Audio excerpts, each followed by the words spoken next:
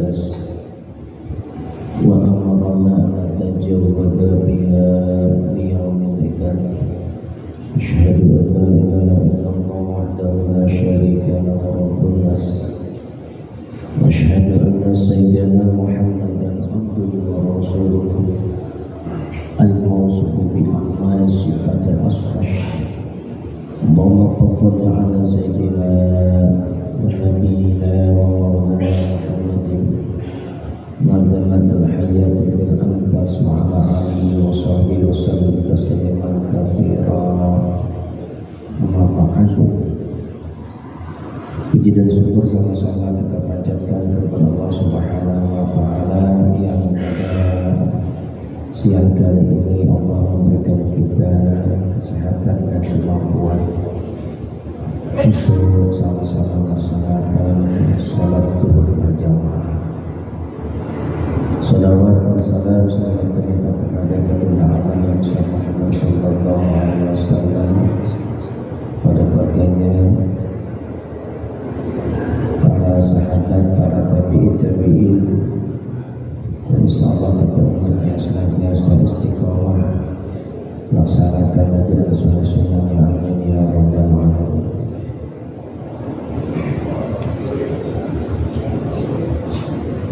Baginda Rasulullah SAW bersabda, sesungguhnya Allah telah memberikan wahyu kepada Nabi Musa bin Imran di dalam kitab Taurat.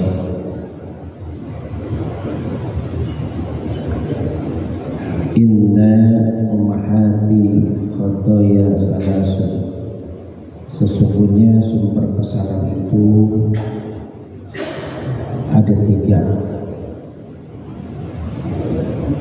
Yang pertama adalah al-kibru, yaitu takabur. Yang kedua adalah al-hasad, hasad.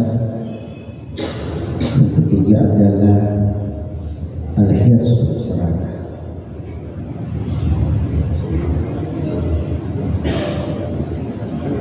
Takabur itu sifat yang dilakukan oleh iblis setelah diminta sujud kepada Nabi Adam alaihissalam. Dia tidak mau melakukan, padahal para malaikat melakukan apa yang dimintakan Allah Subhanahu wa Ta'ala.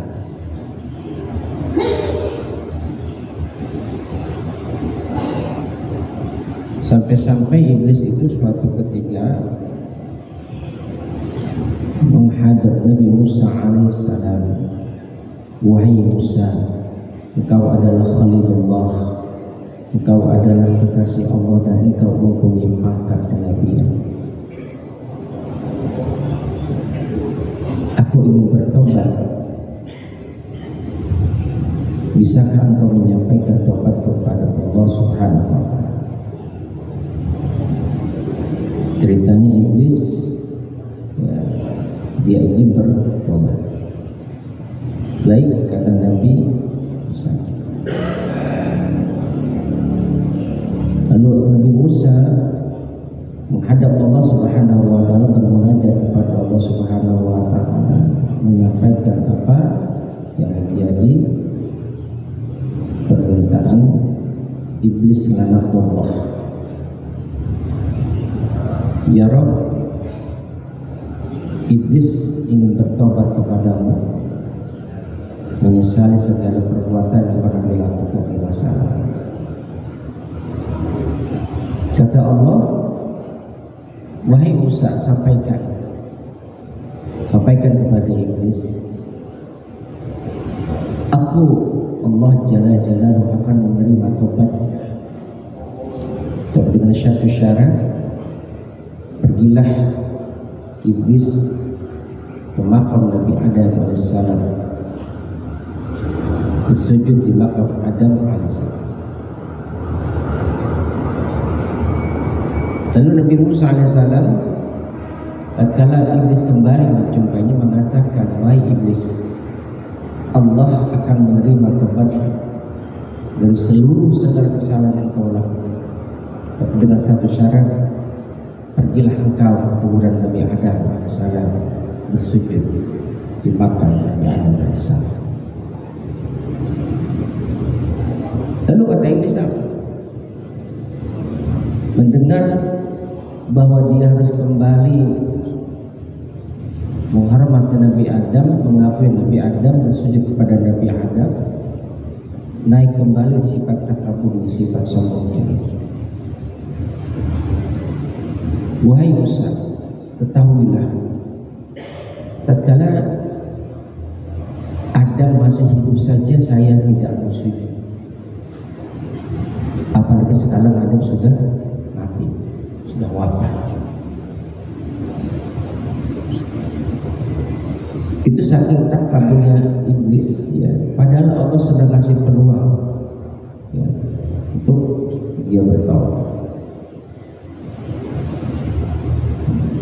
Dan ini sifat takabur ini adalah fix miliknya iblis, ya, sombong.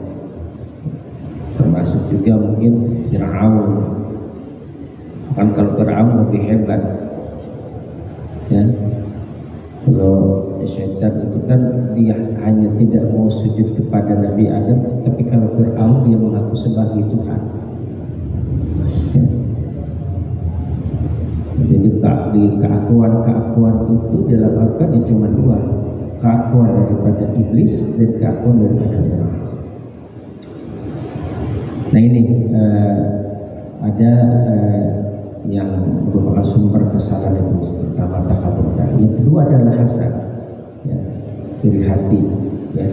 Ada saudaranya mendapatkan kebahagiaan, dia yang menjadi gelisah, ya. Dia tidak mendapatkan, ya. Kemudian gelisah melihat orang lain mendapatkan kebahagiaan. Juga apa lagi, serakah, ya, yaitu al-hirs, tamak. Nah, dari ketiga sumber itu lahirlah 6 macam kesalahan lagi. Apa? Karena sya'aminha sitatun pasirna tis'atan. 6 dari 3 itu lahir 3 kesalahan lagi. Al-awalu minasyitat disyab'u wa naum. Kemudian lagi warahatun wa hubul amwali wa hubul sya'na wal hamdati wa hubul ri'asah, yaitu makan yang kenyang, ya. Jadi berlebihan dalam kita mengkonsumsi makanan juga ini sebuah kesalahan, ya. Kemudian terlalu banyak tidur, ya. Bulan Ramadan biasanya paling enak tidur siang, tetapi kalau berlebihan menjadi makruh hukumnya, bukan berpahala lagi. Kemudian apa lagi? Gemar bersenang-senang, pergi ke sana sini, ya, dari tempat-tempat yang menghibur diri, di kafe, di mana. Kemudian apa lagi kesalahannya? Cinta terhadap harta, cinta terhadap harta yang berlebih. Artinya bukan tidak boleh punya harta, tetapi janganlah harta itu ditambahkan di dalam harta. Kemudian apalagi kesalahannya? Senang dipuji orang. Nah ini kalau orang dalam ibadah itu senang dipuji, hati-hati. Itu bisa terjerumus, ya, ke dalam sifat orang-orang yang ibadahnya karena ingin dilihat. Kemudian apa lagi? Cinta kepangkatan, ya, mengejar karir, ya, sehingga lupa terhadap apa yang Allah berikan dan dia tidak bersyukuri. Dia terus mengejar daripada kedudukan diri. Ya makanya dalam kajian tasawuf itu kita sering bertanya, apakah sholat kita diterima? Adakah barometer atau ukuran-ukuran bahwa sholat atau ibadah puasa kita diterima? Ya. Ada indikatornya, tetapi ini hanya merupakan sebuah pendekatan. Urusan seseorang apakah diterima amalnya atau tidak, itu menjadi urusan Allah Subhanahu wa Ta'ala dan diri. Makanya Nabi menekankan imanan wa ihtisaban di dalam Ramadan. Kalau orang yang selepas sholat dia rajin sholat, rajin berjamaah, kemudian dia bertambah sabar, ya, satu dia bertambah sabar, kedua dia bertambah ridha, bertambah ikhlas, semakin tenang jiwanya, maka ini indikator sholatnya insya Allah diterima. Tetapi kalau orang selepas sholat dia malah tambah marah-marah, ya, sulit untuk menjadi orang yang sabar, apalagi ikhlas, apalagi ridho, ini menjadi tanda besar. Jadi ini indikatornya gitu aja. Kalau selepas sholat tambah sejuk hatinya, tambah tenang, tambah sabar. Indikatornya itu, insya Allah ibadah sholatnya diterima. Sama halnya kalau orang dia berpuasa, ya, setelah puasa Ramadan, tingkat ketawakalannya semakin tinggi, ya, hatinya semakin lapang, ya, dan dia menjadi orang-orang yang senantiasa pemaaf, ya, berjiwa sosialnya tinggi dan sebagainya. Nah, ini indikator daripada puasanya itu. Jadi ibadah itu harus membuahkan hasil. Ya, hasilnya apa? Ya tadi itu. Ya, lepas sholat, ya, sabarannya bertambah, ikhlasannya bertambah, ridha apa yang ditetapkan Allah Subhanahu wa Ta'ala.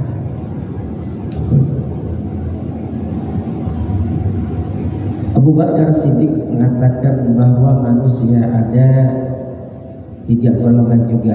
Setiap golongan mempunyai 3 ciri khas. Ya, kan? Sini dikatakan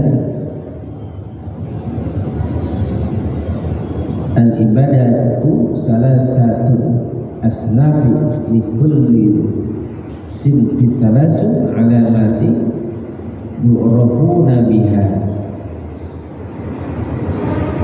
Yang pertama yaitu sinfun ya'buduna Allah ala sabil al-khawf, golongan yang beribadah kepada Allah atas dasar takut.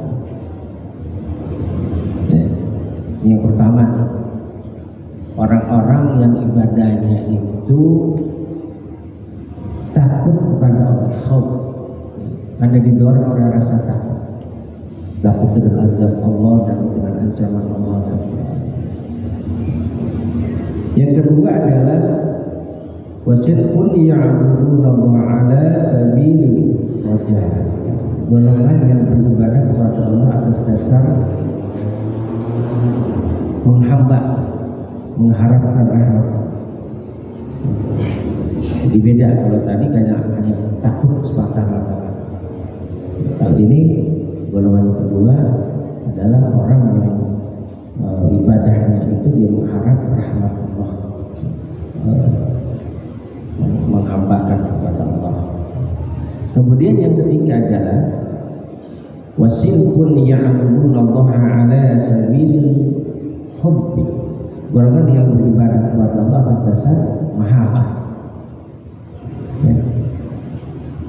Tiga-tiganya baik. Tiga-tiganya baik. Ya. Tetapi kalau kita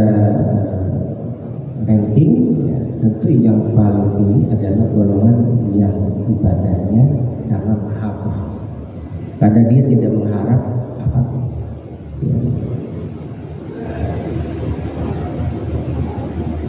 Dia hanya ingin mencurahkan segala totalitas kemampuan diri atas dasar cinta kepada Allah Subhanahu wa Ta'ala. Kalau takut kan masih ada pamrih. Kenapa? Takut disiksa, takut masuk neraka. Ya. Yang kedua juga ya, dia mengharap rahmat, ya kan, mengharap rahmat Allah. Kalau yang ketiga ini dia dasarnya apalah? Cinta. Nah, cinta itu luar biasa. Orang kalau sudah mahabbah, sudah cinta, ya, di tengah keletihan malam, ya, dia tetap melaksanakan yang mulai membaca Al-Quran dalam keadaan lelah pun tidak ditinggal terawih, kecuali sakit, ya. Kalau masih sempat ada waktu cuma letih sebentar hanya lelah, ya, bisa istirahat sebentar, ya, dia bisa lakukan lagi untuk beribadah, apalagi di bulan Ramadan. Kemudian golongan yang pertama mempunyai 3 ciri. Yang pertama tadi itu golongan yang khauf tadi. Pertama adalah dia merasa rendah diri, yastahqiru nafsahu, merasa rendah. Yang kedua menganggap sedikit kebaikannya. Yang ketiga menganggap banyak keburukan. Jadi ini apa namanya, sifat-sifat daripada golongan yang tadi itu yang mempunyai khauf. Kemudian golongan yang kedua, ya, mempunyai 3 ciri juga. Dia menjadi panutan masyarakat, ya.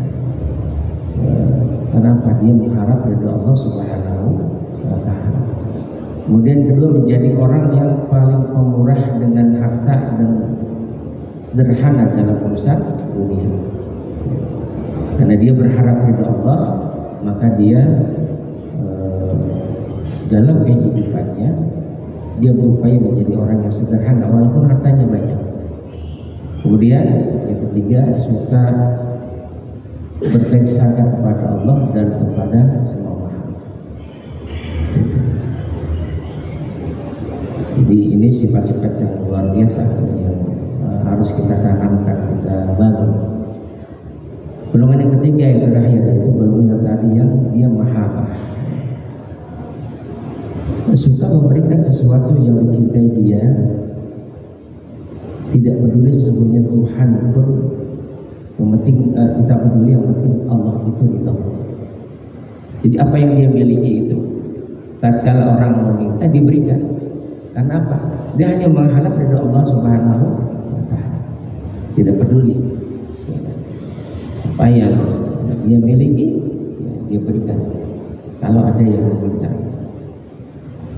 Atau dia misalnya kehilangan sesuatu, dia nggak peduli, yang penting Allah ridha.